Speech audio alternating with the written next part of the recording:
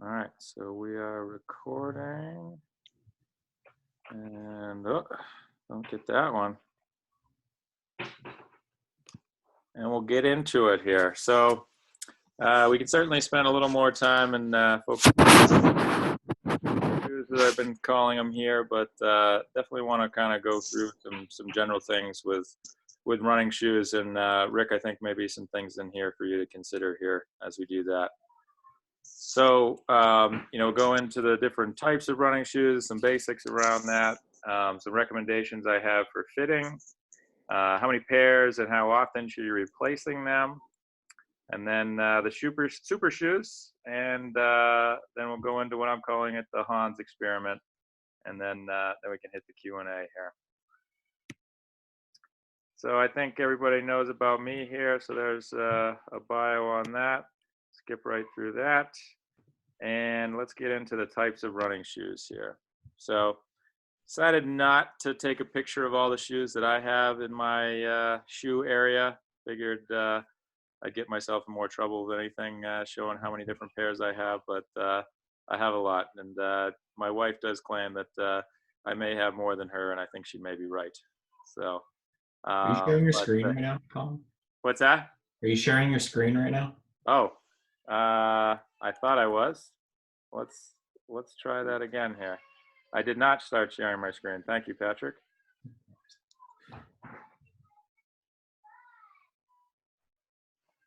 All right, sorry, thank you. All right. You can get some nice little background music here.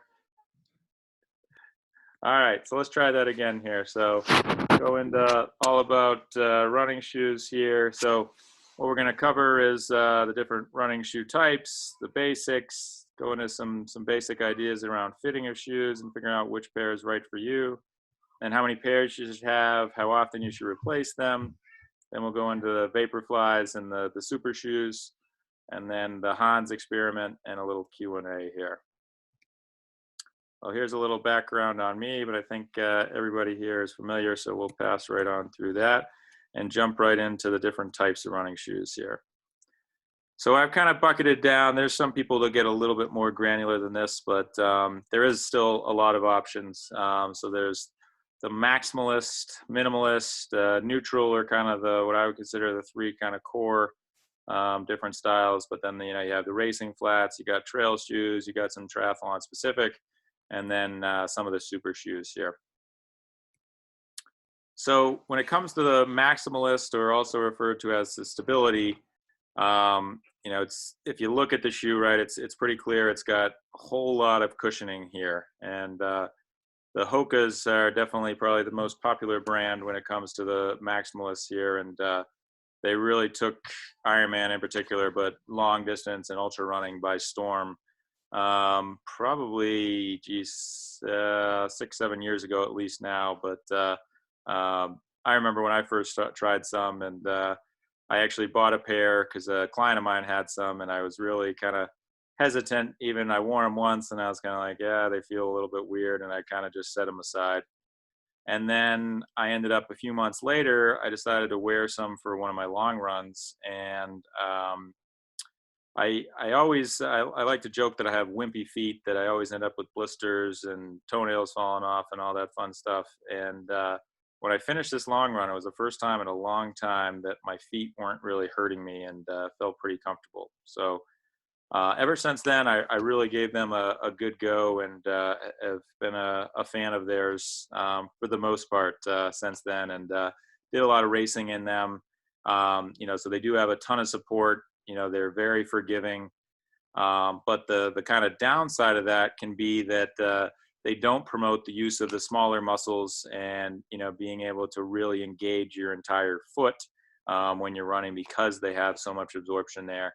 And then so that ultimately can lead to promoting poor running form. And we'll talk about the different types of foot strokes and strides in a few here, but heel strikers really seem to like these, and they're not going to enable you to kind of alter that form, or they'll definitely enable that pretty well here. The one thing I'll say about Hoka in particular, they did get acquired by a bigger brand probably 5 years ago, and honestly, I feel like the quality of them has gone down a little bit. Or I was saying that they didn't really bother my feet. I've had a few pairs since that change that have seemed to bother my feet again. So I think the quality's gone down a little bit, but they're still a really good shoe that I still will use from time to time on some recovery runs, and like to mix it up with them. But especially for Ironman, and if you're still working on your form and your technique, can be really a good option there. And stop me anytime, guys, if anybody has any questions here. And then if we go right into the contrary to that is the minimalist shoes here, which I think we've kind of we've passed the the minimalist craze here a little bit with the book Born to Run, and I really like and I believe in a lot of the reasoning around why these types of shoes can be really for powerful and beneficial to a lot of people. The less shoe, more you is really because they do have very minimal support, and so they don't have that forgiveness that you're going to get out of the maximalist shoe. So it does require the promotion of using more muscles and really good running technique, because if you try to run on your heel or the back of your foot while you're running with these, then you're probably going to run into some issues, and really your body's just not going to allow it because of all the pounding and the pressure it's going to put primarily on your knees and then your feet in particular there. So in essence, these can naturally help to promote and improve your run form and get you more into that midfoot, which I'm a huge proponent of.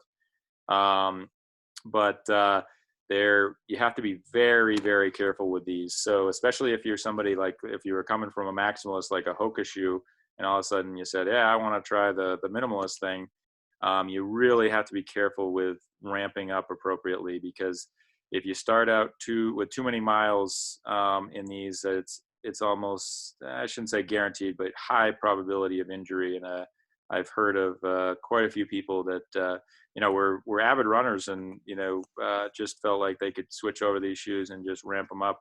I definitely have seen a lot of problems from doing that. So for me personally, I still use a pair every once in a while, and we'll usually do them for like 4-mile runs or less. Sometimes I actually like to do these for like stride or prep race workouts. I usually warm up in a different shoe and then throw these on for the strides, because they can really help just to promote good form and things. So they're a shoe I like to see in everybody's kind of arsenal, but they're not necessarily something that I recommend for everybody, and especially for high volume runners that maybe still have some improvements to go on their technique. Yeah, I have a comment on that, Colin. Yeah. After my first marathon, I read Born to Run because I heard all kinds of things about it. That was back in 2012, I think. And I literally went and I said, okay, I'm going to adopt all of this. Yeah. And I'm going to get my minimalist shoes. And for like a month, my calves were sore all the time. Yeah. And eventually, like, it went away, but I probably pushed it a little bit too hard, but it was kind of an interesting experiment as well. That's, I'd say, a very, very common story. And I'm glad to hear that it was just equated to calf soreness as opposed to an actual injury, right, which a lot of people that equated to, but that is a perfect example, Hans. Yeah. Yeah. And then we also have what's considered to be a neutral shoe. So that's where really the support is kind of distributed evenly here. So, I mean, if you look at the soles compared to the other two that we were just looking at, you can see, again, it's a little bit more in the heel, but it's definitely promoting more of a neutral strike, so landing in the midfoot there, and full contact landings, as opposed to being up at the back of the foot, or maybe all the way up on the front of the foot. And so these do really end up working well, and are recommended for more of the efficient runners and people that are not having, especially heel striking. Forefront runners should be fine to be able to use these, and a lot of them do. But the heel strikers may end up with some challenges when they use these. But these are definitely a pretty common shoe, and you could kind of categorize like racing flats, as we shift over to this, is is in most cases a neutral shoe, although Hoka does have, like, the Clifton's considered a racing shoe, and kind of a racing flat there, as well as some other brands have some that do have a little bit more cushioning, and could be kind of a mix in between maybe the maximalist and the neutral. But racing flats, when compared directly to a general neutral shoe, they're typically very light, so they're lighter than those, and they have, you know, are really should be used for the most part for speed work and racing. You want to be careful putting too many miles in on these because, I guess again, it really comes back and depends on the person, but they're made for fast running. Yeah, I use those shoes actually for a lot of my short runs. Or I was before the Vaporflies, but I was using those for a lot of my runs off the bike. Because with speed laces, they're easy to come on. Like these are the New Balance 14,001, looks like. Yeah. And I think I got those, and they're nice because they go nice and easy, super light, and for 3 or 4 miles, it's a great shoe for like around the track or something like that. Yeah, totally. And that's definitely something I actually want to mention here. Wasn't sure where to throw this in, but one thing to keep in mind. Actually, I guess I'll hold off on this until we talk about the fitting here a little bit more. But definitely something to add there, Hans. But then as we look over to shift to trail running shoes, you can see that they definitely have a different tread, right? So they're made for the off-road where you definitely need to have more control, and could be on different surfaces and slippery surfaces and so forth. So they have a variety of these, and you can find different, the maximalist, Hoka has a nice pair, and there's some minimalist versions for sure, as well, but they're oftentimes more of a neutral shoe, but they definitely typically have a little bit more ankle support because you're going to need that as you're shifting, and need to be a little bit more dynamic on your feet, but are important if you're doing a lot of trail running, especially technical trail running. I do encourage people to get trail running specific shoes. And then we've got the triathlon specific. So this is Zoot's latest and greatest shoe here that actually they don't have it in here, but these actually have a drain in them, or they're not visualized here, I should say, where they will drip out the water down from bottom. And they were showcasing these in Kona, and they had this fancy thing showing how the water was flowing through them in the bottom there. But another thing that with a triathlon specific shoe is these do have laces here. You may see some of the speed laces or other types of the quick laces to use that can definitely help with getting them on and off faster. On faster is the most important thing, but they're also very lightweight and more of a neutral shoe typically, and they typically are designed to be worn sockless. Somebody like myself doesn't really work like that, and I used to go sockless in these even for Olympic distance and less, but my feet would definitely pay the price for it afterwards. But they are, I'd say, kind of. I mean, this is the first Zoot released these at the end of last year. Is the first triathlon specific shoe that I've noticed in a while. I think that most people are just kind of using more a traditional shoe of what they're used to. And that's kind of what I want to talk about with the fitting here, and some ideas of how you can make regular shoes work best for you in a triathlon here. All right, so which shoes are right for me? So there's a couple things. So before we go into that, I did kind of talk about the different strikes and how that really can have a dictation on which type of shoes are best for you. But I think it would be worthwhile to just spend a minute here talking about what really I recommend for good running form. So, and maybe what's not good running form. So if we look over at the runner on the left there, you can see he's heel striking. So he's landing with the rear part of his foot. So he's overstriding, and all the pressure ultimately is being shot up to his knee as he lands.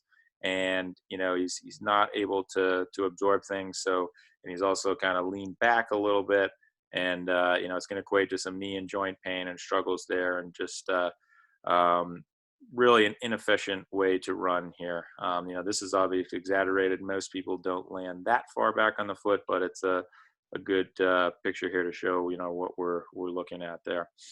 But as you see on the good running form, you can see that he's got a bit of a forward lean here. And it looks like he's about to land on his toe, but he's not quite there yet. And I would encourage people to land more on their midfoot. So when they do land, their body is going to end up landing underneath the entire leg, and then can be absorbed all the way up through the body there. So definitely something that I am a big fan of looking at and making sure that people are running efficiently. And I do see a lot of value in getting a run gait analysis so that people can work on their form, because while everybody or most people do know how to run, you know, how to run effectively and efficiently is definitely can be challenging for a lot of people. All right, so really when it comes to picking shoes, there's you know, the type of arch that you have on your feet is really important. So, you know, you see on the left there, we've got a neutral arch, and the middle we have a flat arch, and then on the right a high arch. And really the easiest way to do this, all you need to do is grab you know, a piece of cardboard or paper even, and just wet your feet, and then just step onto that that piece of paper or cardboard. And then if you lift your feet off, you'll see, you know, an image of what your feet look like, and how they're planted onto the image there. So that's the easiest way to get a good understanding on that. And that can be really important in figuring out which shoes are going to be most beneficial for you, or the right shoes for you. And then as we go into the next piece of that, really how you land on your foot is another really important piece of the puzzle here. So as we look at this left to right here, we can see pronation, where, you know, you can see that the ankle is bending. Actually, in this case, it's the right foot here. So that right foot is leaning in a little bit. Whereas, you know, ideally we have a neutral placement there. So, you know, it's nice and centered. But then we could also have some supination there, where you're leaning to the outside there and planting on the outside of your foot. And so we go over this in a few minutes, but another slide. But really, if you're not quite sure on that, you know, you could certainly test that out, have somebody, you know, take a picture naturally walking to help you get an eye gauge on that. But also just looking at where your running shoes, where they wear, can be a really good indicator of where you're actually planting, and, you know, it's going to tell you which type of placement you're landing with there.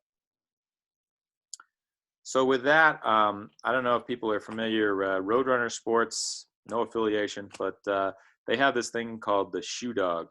And this is kind of if you just Google it, it'll come up here. But it really helps you to find, you know, the shoes that may be right for you. So what you do is you go in, you enter in, you know, your sex, your weight, like how many miles roughly you're putting in, and you know, some other, the sizing and things, and then what it'll do is it'll come up with a shoe that it recommends for you based on that.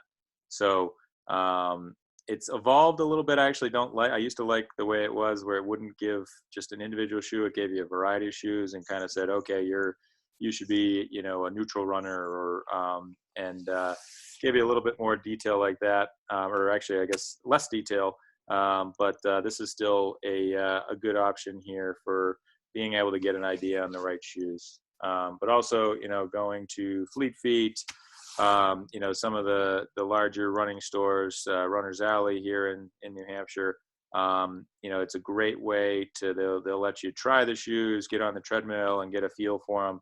And I highly encourage people to do that, to figure out what shoe is best for them.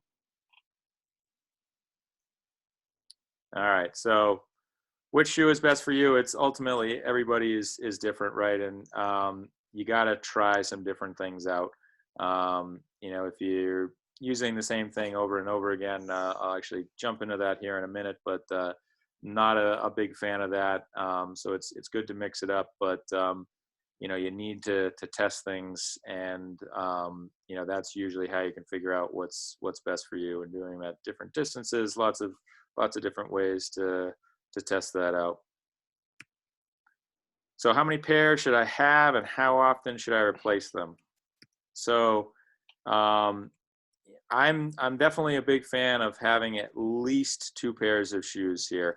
And then rotating those. So the biggest thing here, oops, I didn't realize I made this a build out here, sorry, is to really, there's a couple of benefits here. So it can really reduce the chance of injury, because if you're running in the exact same shoes all the time, and especially with running, right, it's just repetition, thousands, if not hundreds of thousands, if not millions of repetitions, all at the exact same placement and using your muscles in a very similar manner, right? So if we have some kind of issue going on, then that shoe, promotes that.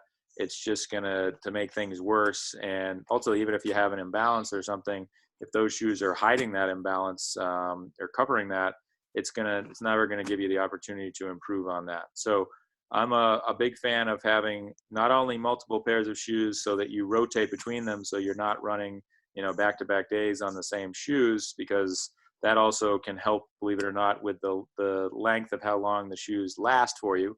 You should actually be able to get more miles out of them, because, believe it or not, they do like to have time to handle the absorption and the pounding that you put on them. But really forcing your foot to get used to, or not get used to, the same thing all the time is really what can be really helpful. And so I encourage people to have, maybe not 10 or 12 pairs like I have, but to have multiple pairs is good. And I mean, I really like to mix it up with my shoes. And I I shouldn't say it. I'll wear the same pair once or twice a week. Sometimes I do have some that I like better than others, but I really try to mix it up and have a variety of different shoes, and using them for different purposes, and just allowing the foot to deviate from the same, and not having the norm all the time. And so we talked about this briefly here, but how often should I replace the shoes? So for most pairs of shoes, it's every 250 to 300 miles, but it's really going to depend, one, on the shoe itself, and that style of shoe and that brand. But it's also going to matter on where you land and what type of runner you are.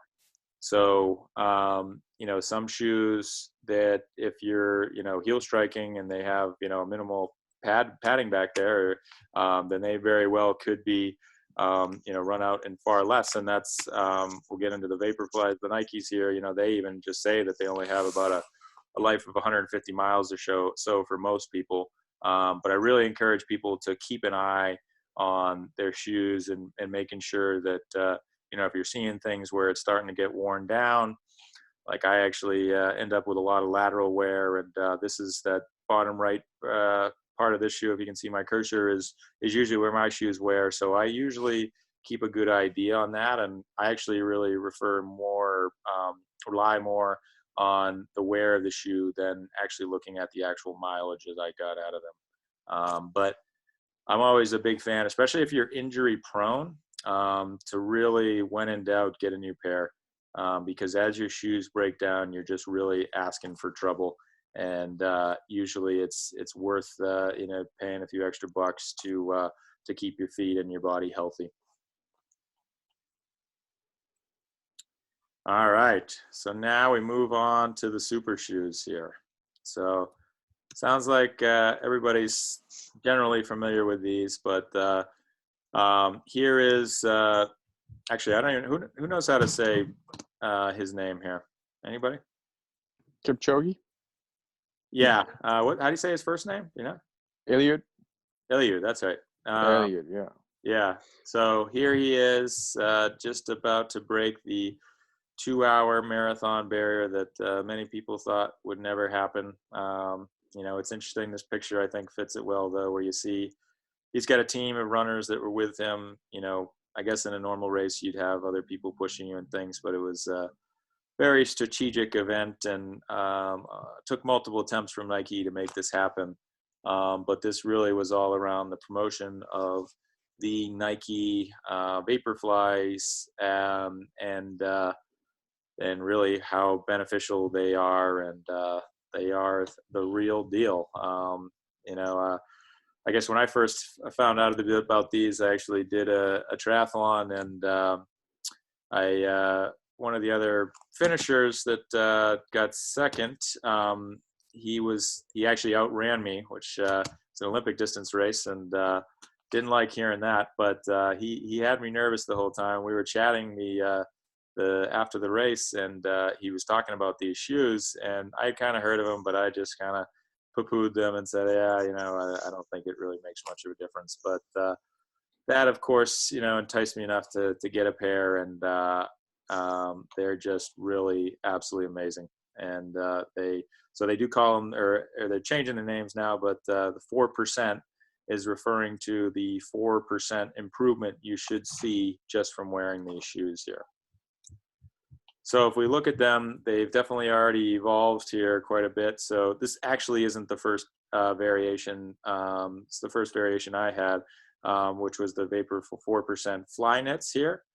So you can see they actually do have a good amount of cushion, and we're going to go down to that in a second here. You know, the fly knit was relatively comfortable. The laces were kind of a little bit spotty or whatnot, but these things, you know, they have a carbon plate in them, and the way that the molding and the way that they're set up here in the bottom is just really made for performance. And this is the pair I currently have now, the Vaporfly Next Percents, which did seem to take it to the next level, no pun intended there with their name. And I still haven't gotten my hands on a pair of the Air Zoom AlphaFly Next Percents, but these are supposed to be even faster and are going to be triathlon legal. I'm forgetting exactly what the result was, but a gentleman raced in those in the 10K indoor, I think. And what did he beat? He beat the 10K world record by, like, was it somewhere between 20 and 40 seconds, right? Anybody remember that? It was a substantial amount of time. And so they actually did not count that result. And there's been lots of controversy around these shoes, and primarily by the runners who are sponsored by other companies that don't have this technology. And so they feel like they're being cheated here. So it's definitely something where I can understand their challenges here. But let's look at these a little bit more here. So when it comes down to it, you know, they have the lacing. I don't really think makes much of a difference, but does try to help to alleviate the pressure that's put on the top of the foot. That is one thing, sorry, I forgot to mention earlier, and especially when it comes to triathlons, is you know, we want to be careful not to tighten our shoes too tight. So if our feet do expand as we run, so we want to be careful not to tighten them too much. So unless I'm going out for a trail run or something super technical, I always have my shoes loose enough that I can just slide them on. So even when I race, you know, it makes it easy. I don't actually ever tie my shoes. I just slide them on, and you know, you got to be careful with that, because it does make your ankles a little bit more susceptible to rolling and so forth. So you don't want to get them too loose. But I'm a big fan of going looser than too tight. And that's worked out really well for me anyways. Sorry. And then as we look at the weight, obviously is a huge factor here. So these, I'm sure, I guess it would probably depend a little bit on the size, but the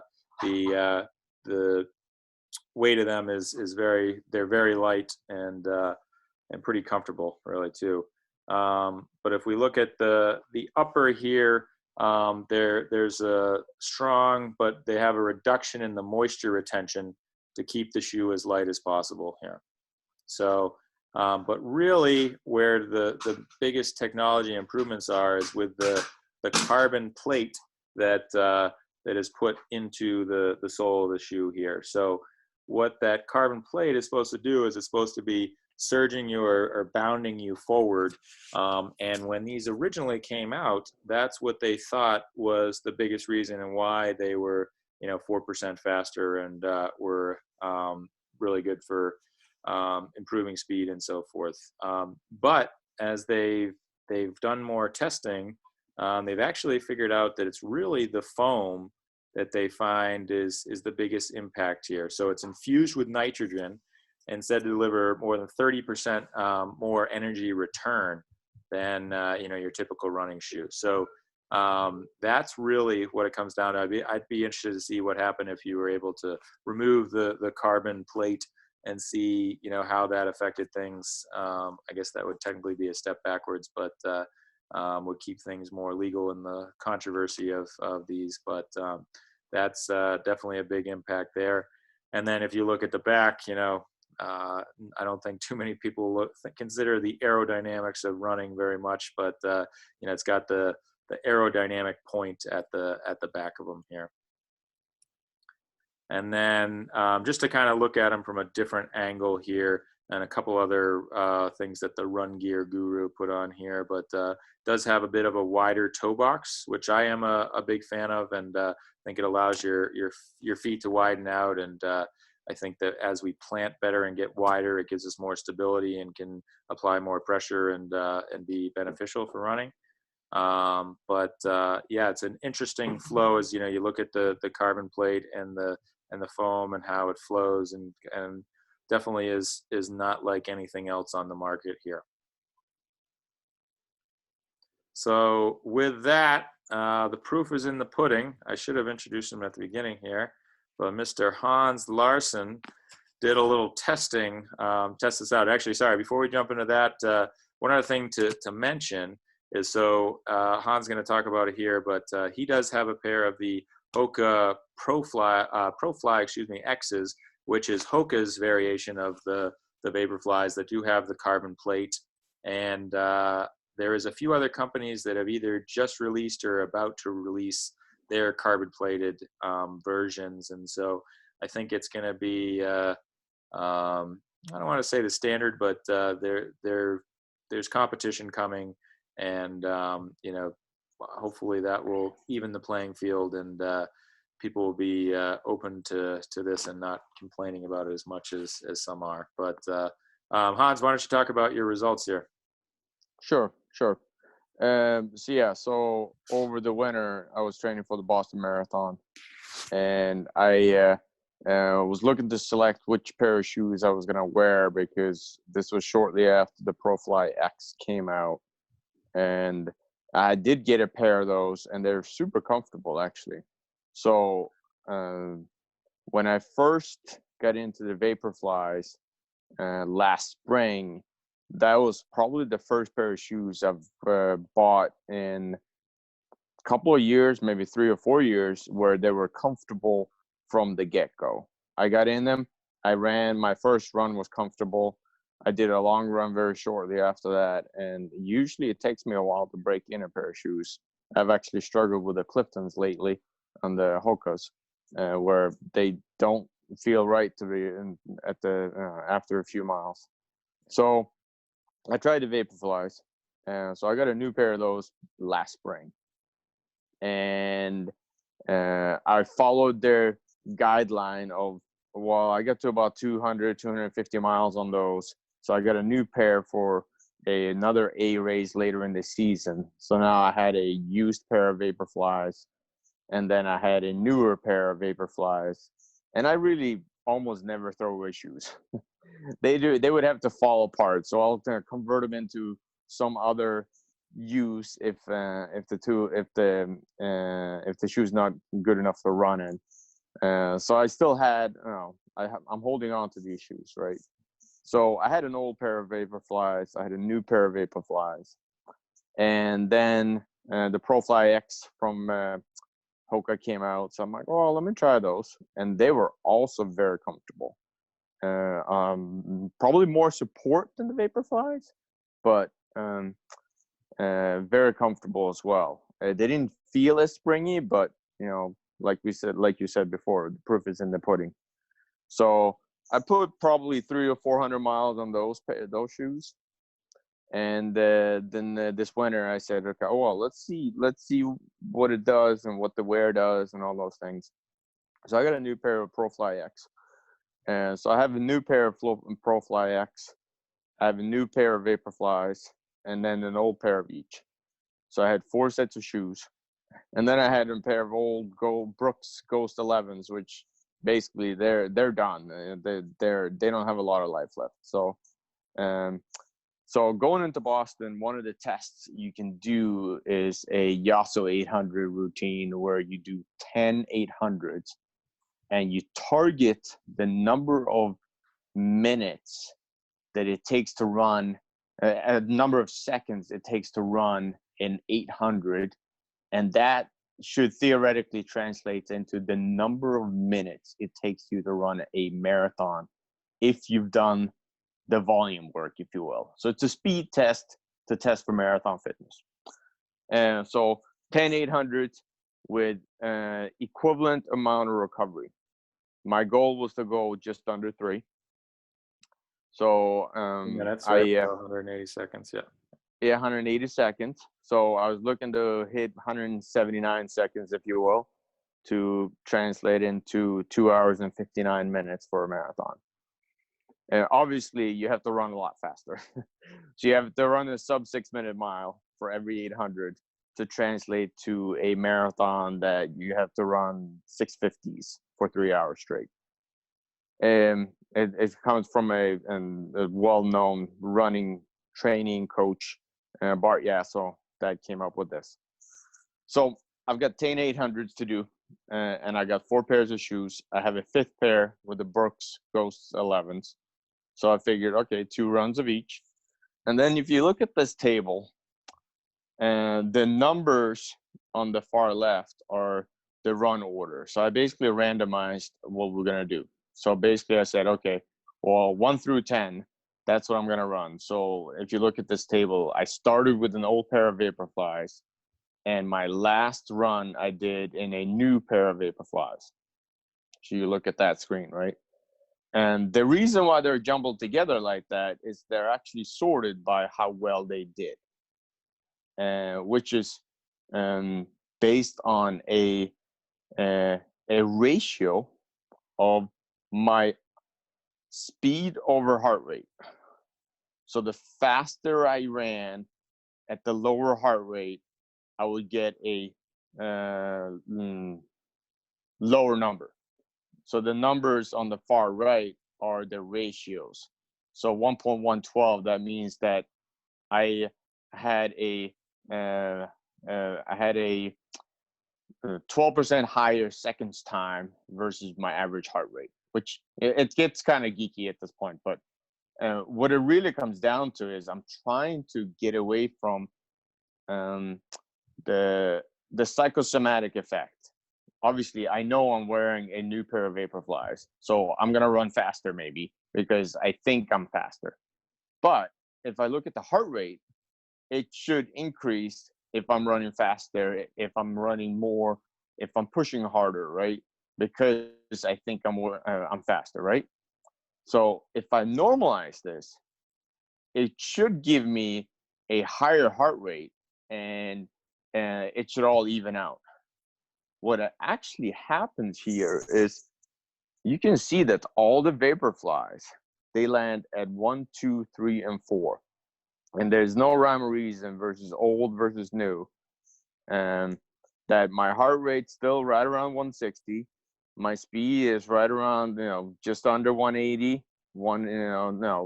Just up to 182. But what it comes down to here is the Vaporflies, on average, they were about 5 seconds faster. I can bring that up over the course of an 800, which is not quite 4%, but it's 2.5% faster. Which over the course of a marathon, you're talking 3 to 5 minutes. Which so even for an average competitive runner, it's significant. And also, they're super comfortable. I've done several Ironmans in them, and I've never really had blister issues at the end of and that's a long day to be in those shoes. So Agreed. And I'm in the same boat, Hans. I don't think my feet have felt better after races than when I've worn the Vaporflies. Yeah. And not to knock the ProFly X, I'm telling you, they're a super comfortable shoe. I wear them all the time for training. That's pretty much my primary shoe that I use for training now, is because it is a lot of support. It's a Hoka type level support, so you have a lot of support. Obviously, I echo Colin's point around varying your shoes and circulate them through so that you don't, you don't pound the same way every time, Very So cool. yeah, I think that's it. Yeah, great. So arguably it only equated to 2.5% as opposed to the 4 that they claim, but I think that's still some awesome data, and glad you did this, Hans, and appreciate you sharing it with us here. So, again, so yeah, I've worn them now in 4 Ironmans, and have had, I think, those have been, with exception of Kona, 3 of my 4 best marathon run splits in an Ironman have been in them. And I've only the 3 times only 2 times I've broken 3 hours has been in the Vaporflies. So to me, if you're competitive or you really want to do your best, I think that you're doing yourself a disservice if you're not racing in them. Certainly you want to test them out for sure and make sure they fit and work for your feet. But what I find too is that when I'm racing in them, even as I start fatigue, I really seem to maintain my form better. And I think it's because of the way that the shoe is designed, and it just continues that efficiency. So I've really been amazed. I mean, especially I remember the first Ironman Louisville 2018. I just kind of kept going. I kind of expected my pace to fade a little bit. It just wasn't, and really felt in control. And I was a huge believer ever since then. So that was that's definitely. It's going to be exciting. I'm interested to see, like I mentioned, that some of the other companies like Hoka already has theirs out, and there's going to be some other ones, and I'm excited to see how it continues to evolve. I used to compare these to the speed suits in swimming that were allowed for a few years, and then they decided to ban them. I don't see how they're going to be able to ban these shoes, but I guess it's possible. But for the time being, I think we should probably take advantage of them here. So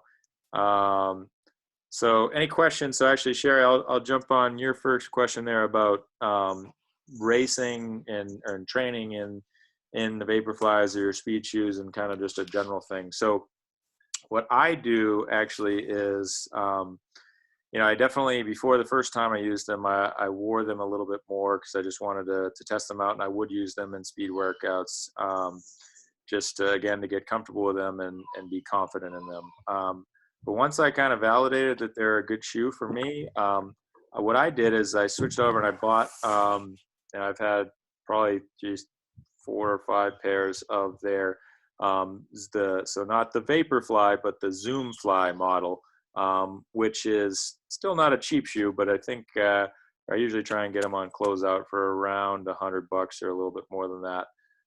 But they're very similar, and actually some of them do even have the carbon plate, but they're not full-fledged the Vaporflies.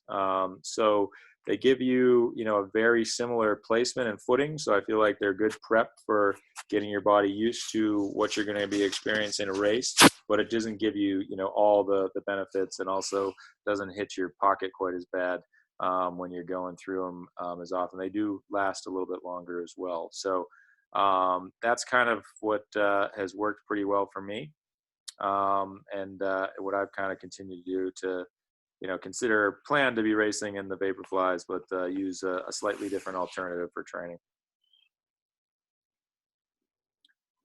So cool. Any other questions, guys? Yeah, Colin, this is Paul. I have a question for you, or just in general. Yeah. So I I wear custom orthotics. So Ah, I'm always ripping out the arch support. What kind of impact does that have to, I guess, potentially not only my, one's running gait, but, the value that you can get out of, yeah, getting good question. So I guess I would probably want to see your orthotics to see like how much, padding or, how exactly they're set up. But I mean, are you pretty successful in being able to use them with any kind of shoe?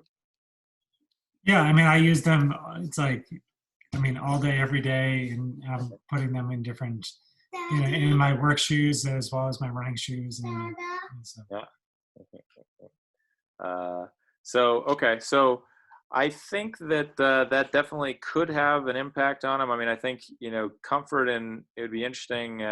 Actually, what size foot are you, Paul? 13 wide. 13 wide. You actually got bigger feet than me. I was gonna say you could borrow a pair of mine and try some out here if you wanted to see how they felt.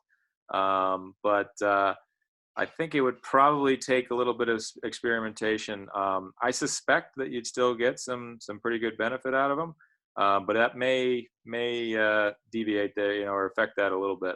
But that is a good question. I hadn't really ever thought about that prior to your question here, but I think they'd still be good. Anybody else have any thoughts on that? Well, I think the Vaporfly specifically, they cater to the front foot runner. So if you're in kind of a heavy heel striker, or just if you don't have that forward lean, it probably won't help you much. And that's just kind of my opinion. Yep. Yeah, that's a good point. But the counter to that I'll say, Hans, is that they can help you to promote you to get into that forward lean. So again, it's definitely something Yep. I wouldn't throw these on and try them out in your first first race of the year, and see how it goes. You definitely want to do some testing with them.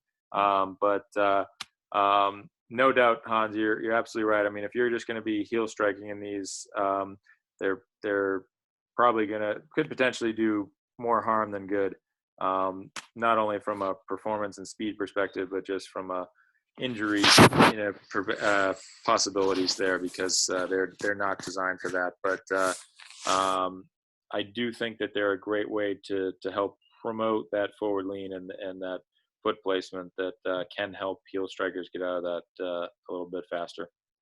Yeah, they're not really a low drop shoe necessarily, because they still have a good support in the back, and Big time. Yeah. But they're if you probably really, 8% drop if I had to guess. yeah, you know what? I'm not sure on that, but that does seem about right. Yeah. But you'd even feel like the way they're designed is just, it forces you kind of forward, if you will. I can't imagine it would last too long or be very comfortable if you're riding all the way on the back or planting on the back of them all the time. Agreed. Yeah.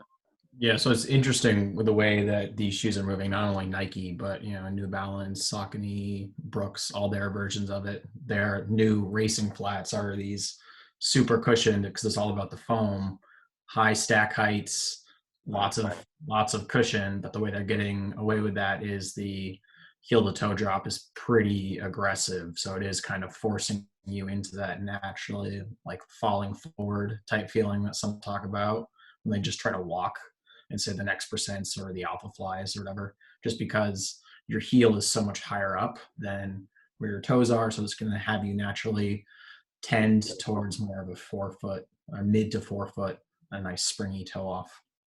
Yep. Agreed. Absolutely. And Paul, to your question, what do you wear your orthotics for? Flat feet. So my arches pretty much, hug the floor. So yeah. Yeah, I'm not sure on that. That's a really good question, Paul. Wow, stump the coach. I like that. I'm not afraid to admit it. It happens. It happens often.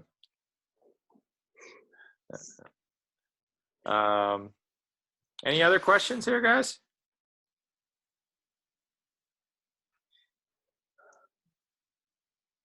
Cool. Rick, that helpful to you at all? Yeah, all that information is helpful. Okay. Cool. I've gone through a series of shoes. I also wear inserts, so Okay. this question was interesting to me too. Yeah. And Okay. I wear motion control shoes because of a recommendation from a podiatrist a long time ago when I had some plantar fascia problems. Okay. Yeah. Yeah. Um, Yeah, a lot of that's coming in and out though. I think 5 or 10 years ago, everyone was thinking about all these motion control shoes, overpronating, underpronating, and it turns out that that doesn't really matter as much as we thought it did. Most people are going to overpronate a little bit. Supination is a bit odd, and that's something that still probably should be corrected because that's definitely not a natural gait. But some pronation is it's part of your natural running cycle. And it turns out we're probably causing more injuries trying to control that. But it just might feel different. So I think what Colin said is just if you can get to a place that allows you to try a bunch of shoes on and run yeah. around the parking lot or treadmill, it's super helpful. Yeah, definitely agree with that. I mean, we go to gait and, you can't just say, oh, okay, I'm this, and you just change yourself to that. It's, you can do more harm than good if you just try and make especially a drastic change. But over time, a lot of people, I think, can evolve and do a lot of simple things to adjust their stride. But definitely agree with that, Patrick. Absolutely.